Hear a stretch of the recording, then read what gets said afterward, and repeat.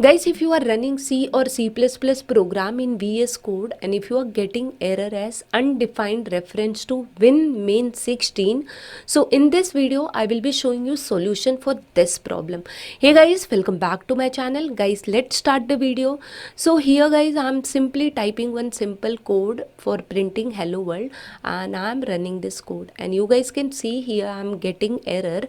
Again I'm running the code and showing you that I'm getting the error as undefined reference to WinMain 16. Okay, so let me show you what is the problem, why it is showing this error. So once you type your code, you have to save your code. Since I have not saved the code and I'm running, I'm getting error. So what I'm doing, I'm just going to file menu and I'm taking option save, or you can just press Ctrl S also, and then you can run your program. You can see guys, I'm not getting error now. So guys, this way you can resolve this error. I hope my video has really helped you. If yes, then don't forget to hit on like button, and guys you can share my video to your friend also. And guys, if you have any query, you can put in comment box or send me on my Instagram ID. I will surely reply to your queries.